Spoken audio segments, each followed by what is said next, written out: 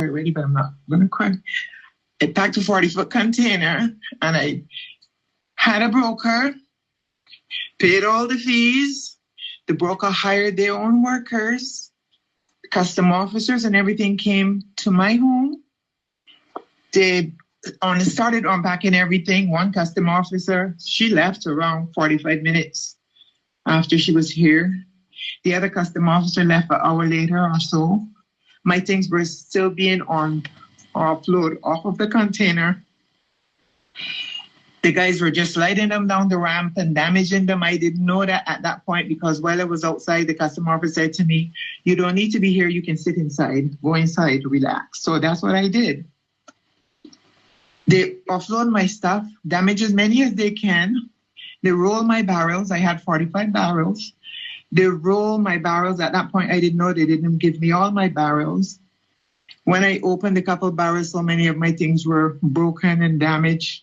I sent the pictures and the information to the broker, and he told me he's sorry and asked me what he can do and blah, blah, blah. But anyway, when I counted my barrels, 8 barrels were missing. Now, the rain started falling, and the guys that were offloading the barrels, they came into shelter. I looked through the window, there were still barrels on the container.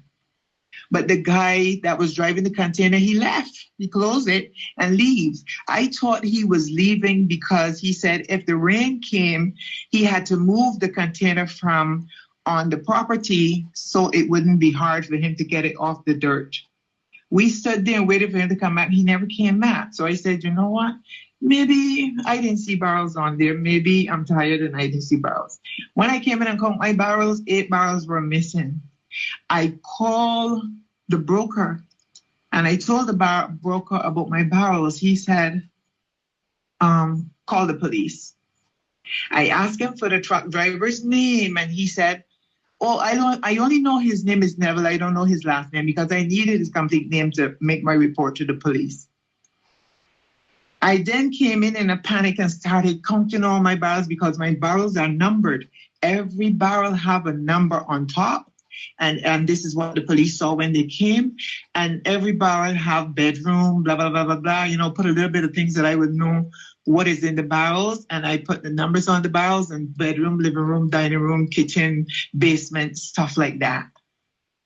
After I spoke to him about my barrels, everything went downhill. Now I paid all of my fees. I asked him also to check out because I had to pay $2,027.68 to the port. That's another situation. The port, he said, had I think he said, what is it? The scanner problem. So he couldn't get the container out of the port. And then he said they have a gas leak, but now the port is charging me for the delayed time because they gave me 10 days grace period. And they had these problems that we couldn't get the container. The container was released, he said, on the 3rd.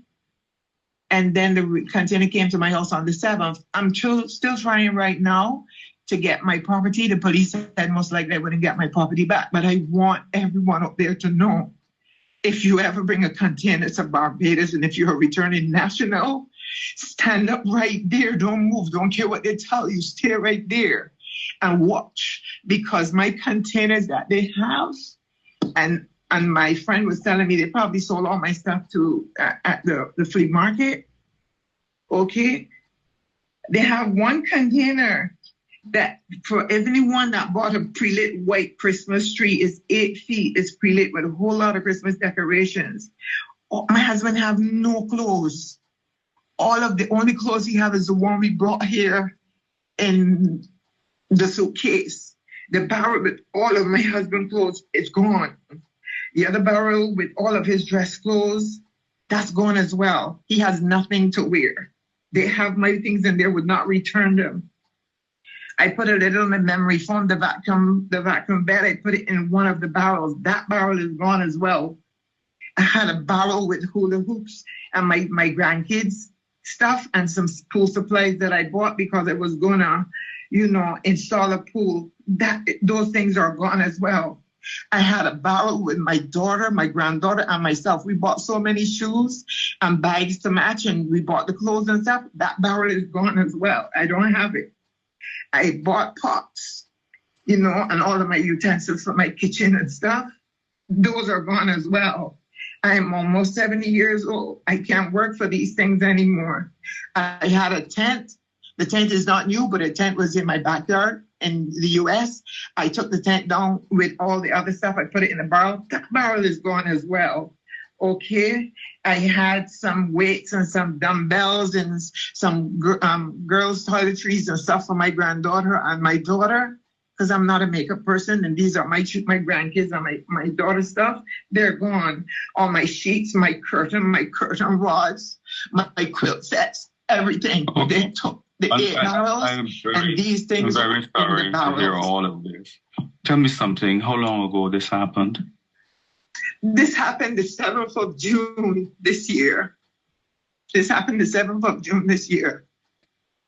And I haven't gotten, I dealt with the police, but I haven't gotten any. And then when I complained to the police, the gentleman that was driving the container, he's driving up and down my street, slowing down in front of my door, trying to intimidate me.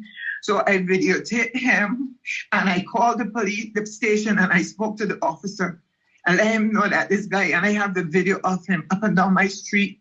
I heard him. And he telling somebody, that's the house here, there, that's the house there. And the police called him. I think the police said they called him and spoke with him. But this is what I have to go through. I left Barbados, beautiful Barbados, intent to come back and settle here. I brought my husband here. My husband is in a mess.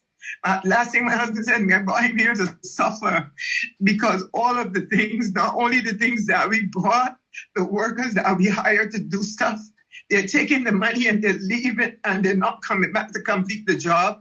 They're telling you they don't have receipt books and they're not giving you receipts. I can call out at least 6 workers that have money for me and they're not completing the job. If you visit my house, you'll see half done this, half done that, half done everything. And it's hard to see that this is my country, that these are my people, and this is the way they're treating us. Help me spread the word about Naked Departure via social media. Subscribe and share to show support and love for our channels.